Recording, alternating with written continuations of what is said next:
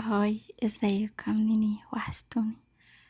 النهارده هنعمل فيديو ASMR.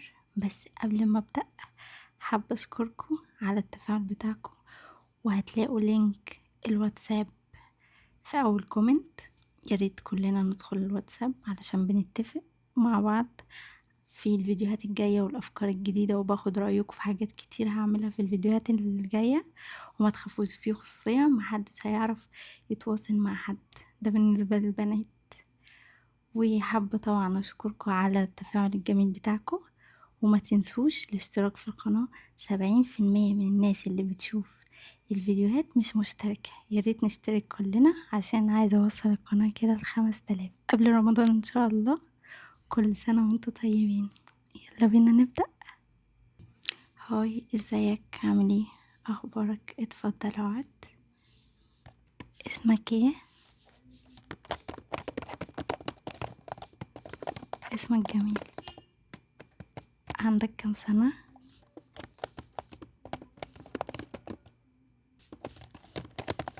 ساكن فين؟ مم. قريبة من هنا. اول مرة تجيلي. نورتني. ايه اللون اكتر لون بتحبه، او ايه اللون اللي انت بتميل له؟ طبعا مهم اعرف اللون، واعرف كمان انت بتحب ايه.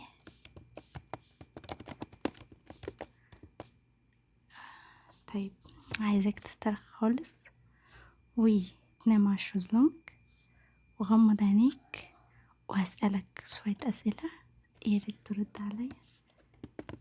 ولو في أي سؤال حاسس إنك مش عايز تجاوب عليه، مش مشكلة، عادي. يلا اتفضل،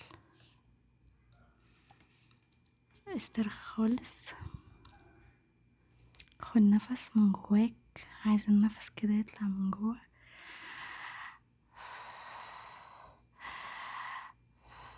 زي ما أنا بعمل كده. أيوة، اعمل زيي. خدت نفس، حاسس إنك كويس؟ طب خلاص، احكيلي بقى، ايه مضايقك؟ اولا احنا مش هنعتبرها ان هي مشكلة، احنا المشاكل عندنا مش موجودة اصلا، احنا كويسين، احنا كده تمام. يلا اتفضل احكيلي.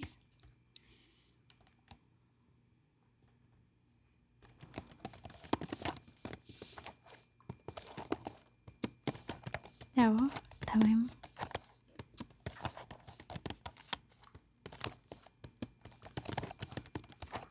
اهو. ايوه، كمل كمل بسمعك.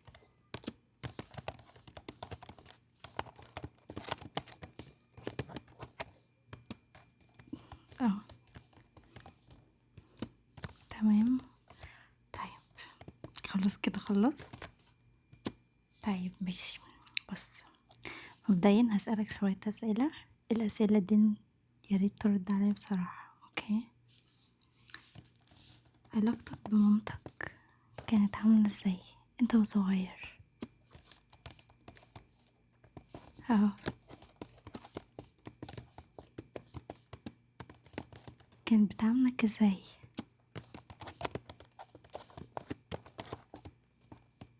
اهو. ايوه. ايوه، تمام. أمم، اهو كمل. طيب، وانت وصغير باباك علاقتك بيه كانت عاملة ازاي؟ ايوه اشرح لي.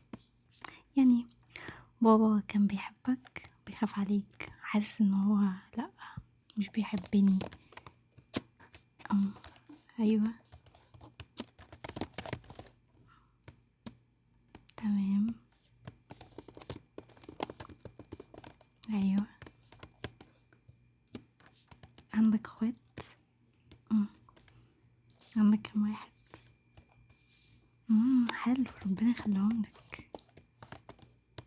طيب قولي، ايه علاقتك باخواتك كانت عاملة ازاي؟ ممتاز، ممتاز جدا. طب حلو. طيب بس يا بطل، هقولك على حاجة، انت ما عندكش مشكلة ولا حاجة، بس يعني انت بتعاني بشوية ضغوط، شوية قلق، بس ده كله هيروح معانا في الجلسة. اوكي، عايزاك اول حاجة تفكر ان مفيش حاجة سلبية، انا كويس، انا تمام، وتشيل من دماغك فكرة ان في حد بيكرهك او حد عايز يضغط عليك ويوصلك لمرحلة مش بتاعتك. الناس كلها بتحبك، ومش شرط ان يكون ليك ناس بتكره وناس بتحب، لا لا، ده عادي، احنا كلنا كده. تمام. عايزة اسألك في شوية حاجات كمان، معلش. يلا، ايه اللبس اللي انت بتحب تلبسه؟ يعني بتميل للبس شكله عامل ازاي؟ ايوه، ده مهم طبعا. كل حاجة في الطب النفسي مفيدة ومهمة جدا. ايوه، تمام. انت لبسك حلو، شكلك شخص كده بتهتم بلبسك ونقطك. طيب ماشي. طيب، الالوان اللي انت بتحبها، انت قلتلي لون، عايزة اعرف لونين كمان. ايوه.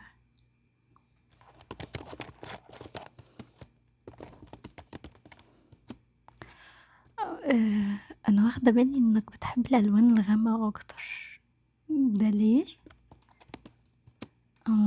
عشان شيك بس وشكلها حلو وبتليق على كل حاجة، هو ده. بص، هي الالوان الغامقة حلوة قوي، بس بتدل على حاجة في الطب النفسي، انك من جواك مش تمام، مش احسن حاجة، فبتميل للعزلة اكتر، وان انت تبقى في مكان لوحدك، فبتحب الالوان الغامقة دي كلها. ما ينفعش، لازم تفتح الوانك شوية. ايوه، الالوان كل ما تبقى فاتحة كل ما الواحد بيحس بتفاؤل اكتر، لانك دايما اسود. وعايزه اقولك كمان، اوضتك لونها ايه؟ مهم طبعا. ايوه. والله عايز كل حاجه في اوضتك باللون ده. طب هتشوف الاوضه ازاي؟ لا بس على كده، لا لا لا لا لا، حلو تمام. على فكره، انا اللون ده انا كمان بحبه. طيب قولي، انت مرتبطش قبل كده؟ طب احكيلي مشيت ازاي علاقتك؟ اه، لا، مهم ان اعرف، انت اللي سبت ولا هي اللي سابتك؟ معلش. هفكرك فيها، بس معلش نكمل. اه، بص، عموما السنجلة جنتلة. بس اوكي. اه، ايوه. تمام. يعني انت ارتبطت مرة واحدة؟ طيب ما نسميهاش ان هي كانت علاقة فاشلة، او انك اتجرحت، ان هي مرة واحدة. يعني بص، خلي في دماغك ان مش شرط ان انت وحش او ان انت ما تتحبش خالص. ممكن يكون الشخص اللي قدامك ده هو اللي عنده مشكلة، او هو مش مودك. يعني انت ممكن احيانا تحب شخص والشخص ده ما يحبكش، لانه مثلا مش مرتاح لك، مفيش قبول. الشخص ده مثلا مش مستعد نفسيا، حاجات كتير، فالمشكلة مش فيك. وحتى لو اخترت كذا اختيار غلط، ده مش معناه ان انت غلط خالص. ممكن تكون حظ شوية، او انك طيب وبتثق في الناس بسرعة وتحبهم بسرعة، ده لانك انت وصغير ما كنتش بتاخد اهتمام وحب كتير. يعني كان في مشاكل بين أسرتك، أو مفيش مشاكل، بس كلمة باحبك وباحبِك والأسرة والأحضان وكده والجو ده يعني، والألفة القوية دي ما كانتش موجودة في معظم الأسر، فأنت حاسس دايمًا بإيه، بإن ما فيش مشاعر، فأول حد ييجي لك ويقول لك كلام حلو أو تحس باهتمام من ناحيته فتتشد ليه، فده عادي، عادي تمامًا، فأنت طبيعي وأنت كويس وأنت مش بتثق في الناس بسرعة وبيخذلوك، لا، لا، لا. آه، لأ، تمام. لا أنت كويس خالص على فكرة. إمم. طيب احكِ لي موقف مش قادر تنساه من وأنت وصغير.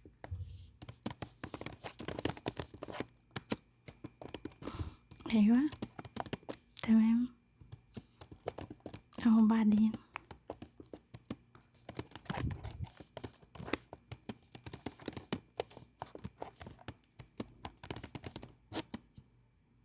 إمم.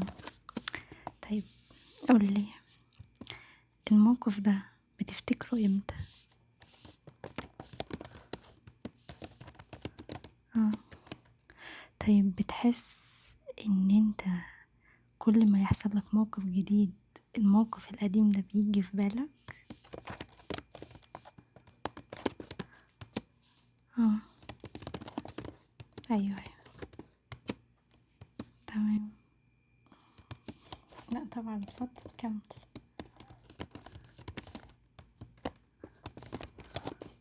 أيوه. تمام. طيب ماشي. بُص، دي كلّها أفكار وحاجات في دماغك، ممكن تتخلّى عنها بإن أنت ما تفكّرش فيها. يعني مثلًا دلوقتي مثلًا أنا في حد قال لي مثلًا في خناقة، قال لي: "أنت غبي." وبعدها بفترة جه حد تاني اتخانقت معاه قال لي: "أنت غبي." وبعدها بفترة هكذا. ده معناه إن أنت جواك تقول لنفْسك إيه ده، ده قال لي أنا غبي وده، وده، وده، يبقى أنا فعلًا كده؟ مش شرط. هي دي اللازمة، ممكن يكون دي حاجات متدرجة، يعني معروفة، هيقول لك إيه، هيقول لك غبي، هيقول لك مش عارف كذا، كذا، كذا، كذا، كذا حاجة، فأنت ما تاخدش الكلمة دي وتقول أنا على كده يبقى أنا غبي، يبقى فعلًا الناس عندها حق، يبقى أنا فعلًا غبي، وبابا قال لي كذا يبقى أنا كذا، وماما قالت لي في مرة كذا يبقى أنا كذا، يبقى أنا وِحِش وتكره نفْسك، وتكره كمان الناس، وتتعقد. لأ، مش شرط. هو ممكن يكون قال الكلمة دي علشان هو متعصب، ما تاخدهاش إن أنت حقيقي غبي وتقول الناس اتفقت، لأ خالص. فكر كده، فكر يعني بُص بكل حاجة إيجابية، كله إيجابي. بالضبط. أوكي، تمام، أيوه. وكل ما تحس إن أنت متضايق ومخنوق أوي، أوي، افتكر موقف جميل، حاجة جميلة حصلت لك أنت وصغير حتى لو قريب، يعني مثلًا واحد قال لك أنت طيب، أنت حنين، أنت جدع، مامتك قالت لك أنت سندي، افتكر الكلام ده كله وحطه في دماغك. لأ، كل ما ييجي موقف وحش جيب قصاده موقف حلو، ومواقف كتيرة حلوة، خلّي المواقف الكتيرة اللي في دماغك أحسن من الوحشة. ليه؟ لإن أنت فاكر موقف أو 2. طب والإيجابي مش فاكره خالص طبعًا. ليه؟ لإن أنت بتقول لدماغك أنا وِحِش وهي قالت لي كذا وكذا وكذا، طب هي قالت لك أيوه كذا وكذا وكذا عشان كانت متعصبة، أيًا كان السبب إيه حتى لو مش متعصبة، بس قالت لك برضه حاجات كتيرة حلوة، هتلاقي دايمًا الحلو أكتر من الوِحِش. الكلام السلبي أقل بكتير حتى لو بييجي لك من ناس كتير، سواء مراتك، حبيبتك، مامتك، باباك، أخوك، أختك، صاحبك، أيًا كان مين قال لك كلمتين، ربنا يعلم بقى الشخص ده ممكن مضغوط، ممكن قايلهم لمصلحتك، ممكن متعصب، وهو هيقول الكلام ده ومش هيفكر فيه تاني، لكن أنت هتفضل تفكر فيه وهيدور في دماغك، أيوه قال لي كذا وكذا، هو ممكن ينسى، يعني مثلا هحكي لك موقف عني انا شخصيا.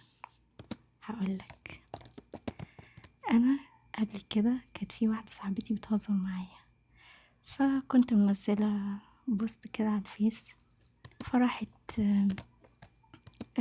علقت تمام عندي على البوست، فبتقول لي قالت كلمه معينه يعني، فانا فهمتها بمعنى تاني خالص، واتضايقت وزعلت قوي لدرجه ان انا قعدت اعيط.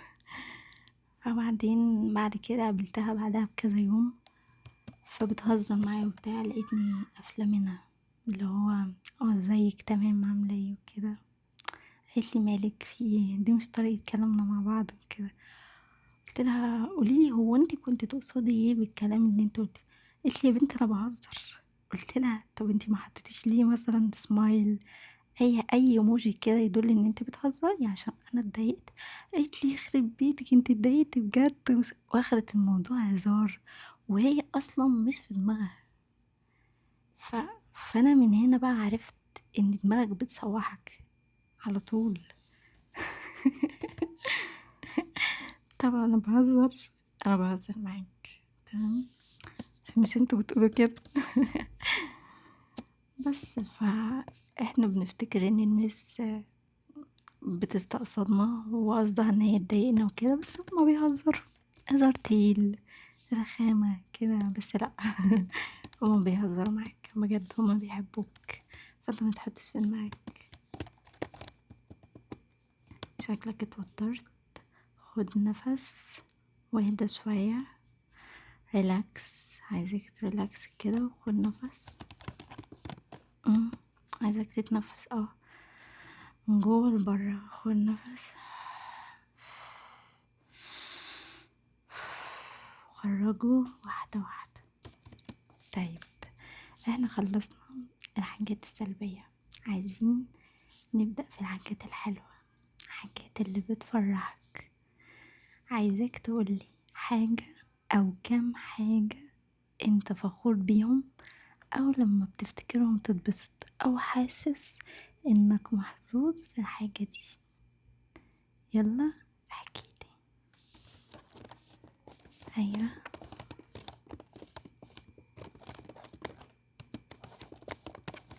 ايوه تمام.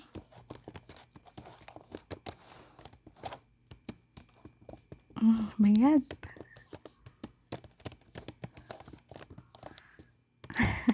ايوه. لا فحاس، لا حلو اوي، شاطر.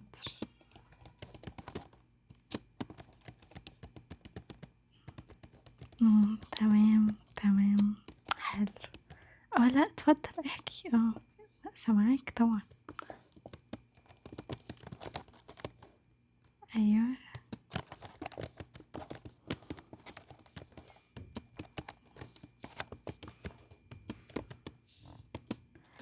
طب بذمتك، المواقف الحلوة دي والحاجات اللي انت عملتها دي اللي قليل جدا لما حد يعملها وتحس انك متضايق ومخنوق، انت محتاج طبيب نفسي، ده انا اللي محتاجة طبيب نفسي. لا بهزر معاك طبعا. كمل كمل. بجد. طيب واهلك لما بتعمل الحاجات الحلوة دي كانوا شايفينك ازاي؟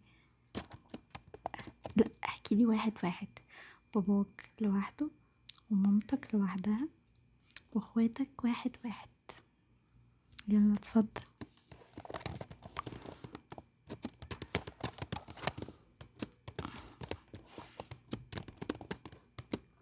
ايوه ده باباك.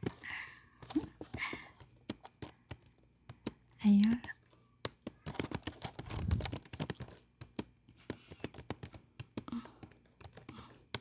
حلو، عظيم.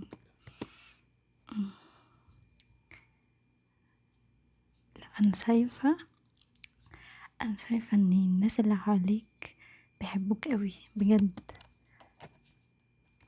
لا ده احساس داخلي، انت احيانا بتحس ان هما مش بيحبوك. ليه؟ عقلك بيقولك كده، لان عقلك واقف عند الحاجات اللي حصلت، مشكلة حصلت واقف عندها، سايب الحاجات الحلوة الإيجابية واقف عند دي، رغم إن أهلك دول وصحابك لو حصل لك أي حاجة هتلاقيهم حواليك، لأن هم فعلا بيحبوك. أيوة. طيب، عايزاك تحكيلي حاجة كمان. انت لما تنام بتشوف كوابيس أو أحلام مش كويسة؟ اتفضل احكيلي. اه. أيوة.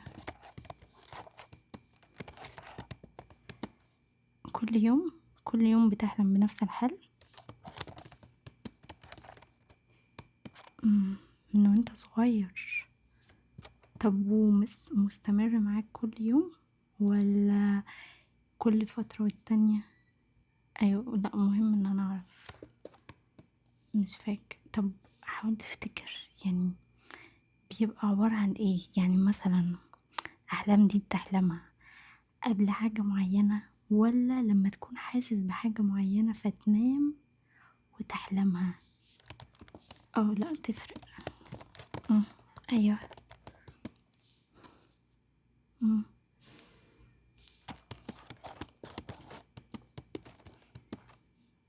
ايوه. طيب، انا هقولك على حاجة تعملها، اوكي؟ وعد هنكمل الجلسة، بس هقولك على حاجة. قبل ما تنام كل يوم اعمل حاجة حلوة انت بتحبها. صحيح، قولي انت بتحب ايه؟ مقلتليش بتحب تعمل ايه لما تبقى مثلا فاضي مش وراك حاجة؟ الحاجة اللي بتحب تعملها. ايوه. والله بجد؟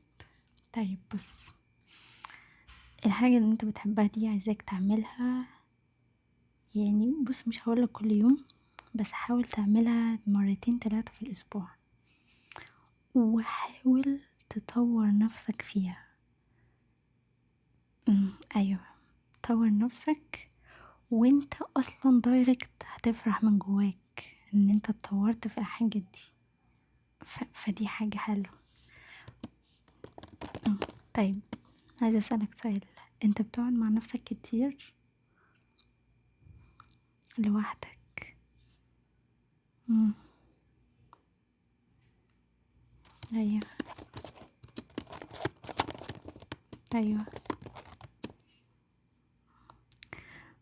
لا خالص. بص، هو انت بتحس ان انت بتكون كويس لما بتقعد مع نفسك، بس انت مش بتكون كويس. اولا انت بتطفي النور، بتقعد في الضلمة كتير لوحدك، مش بتتكلم مع حد، وطبعا ماسك التليفون على طول، صح؟ لا دي معروفة. طيب، هقولك على حاجة تعملها. ما تقعدش لوحدك كتير بجد. يعني حاول مثلا تقعد مع اخواتك، انزل مع صحابك، مثلا اقعد مع مامتك، اعمل اي حاجة حتى لو لقيت نفسك لوحدك. انت بتحب السهر ولا النوم بدري؟ مم. طبعا بتحب السهر. ايوه. اه. ياه، ايه ده؟ انت بتنامش؟ مم. الارق حاجة وحشة اوي. طب بص، هقولك على حاجة. آه انا مش عايزة اديك برشام ولا اي حاجة، بس عايزة اعتمد على ايه؟ ان انت لوحدك من نفسك. يعني ايه؟ تحسس نفسك انك كويس وهتكون كويس، لان انت ما عندكش مشكلة اصلا. المشكلة هنا مش مشكلة جسدية، نفسية ومن عقلك. عقلك هو اللي بيقولك، لكن انت كويس، انت كويس قوي، ومش محتاج حتى دكتور. احنا بندردش بس. مم. طيب. طيب بص، عايزاك تسيب التليفون قبل ما تنام طبعا.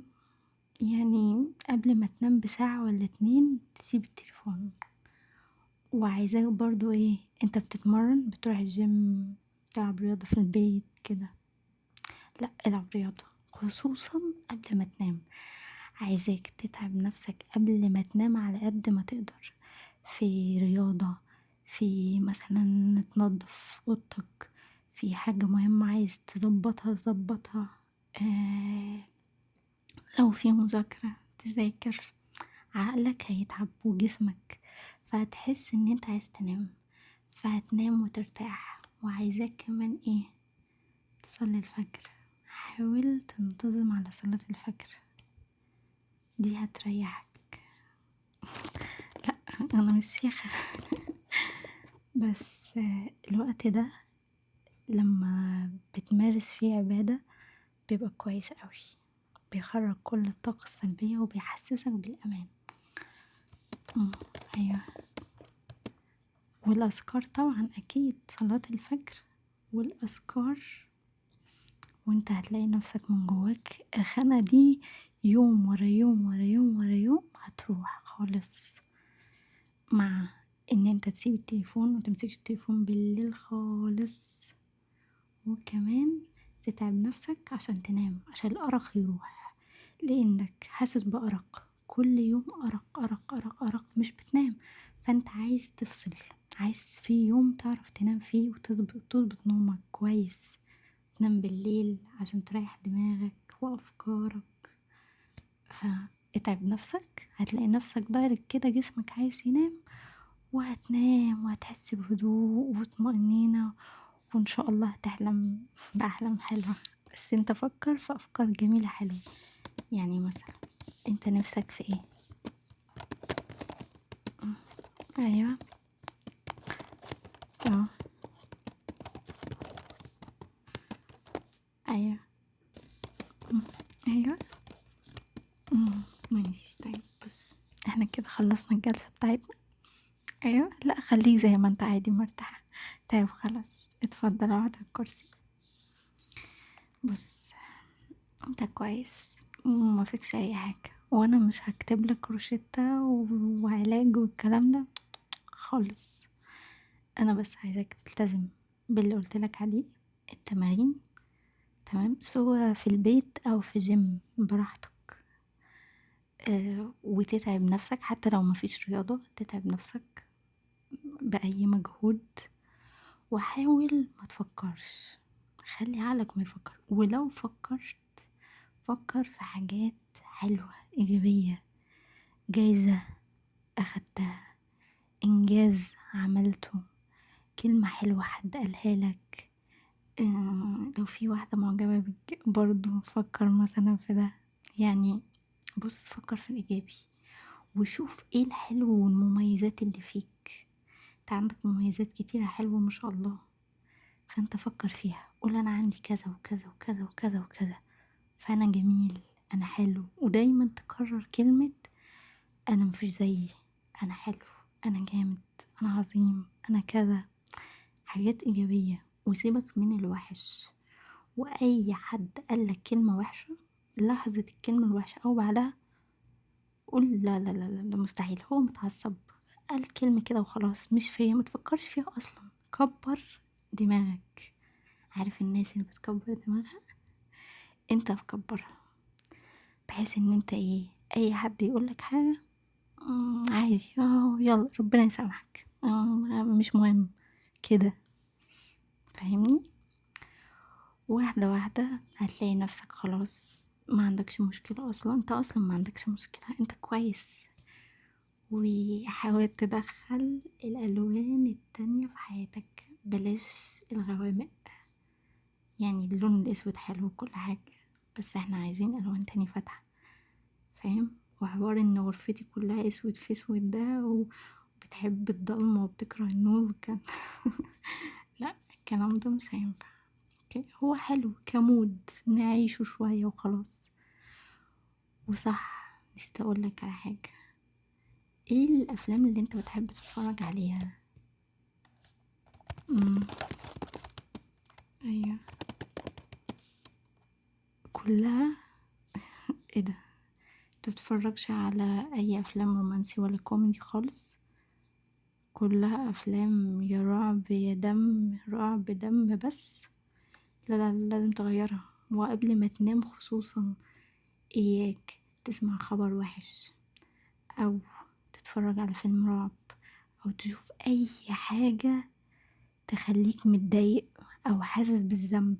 لا، لا، لا، لا، لا خالص، هات مسرحية اسمعها، اتفرّج على حد بيضحّك، أي حاجة، العب، شوف لعبة حلوة مثلًا والعبها، أوكي، بس أي حاجة سلبية حاول تتجنبها، وليل ونهار، يعني هو بالليل بالأخص، بس يعني مش هنحجب نفسنا عن الواقع، فيعني خلّيك ليل ونهار، حاول بالنهار لو شُفت خبر ما تركّزش فيه، وإن شاء الله تبقى أحسن، وهاستناك المرّة الجاية، الجلسة الجاية إن شاء الله، ويالّا باي، يالّا باي، مع السلامة.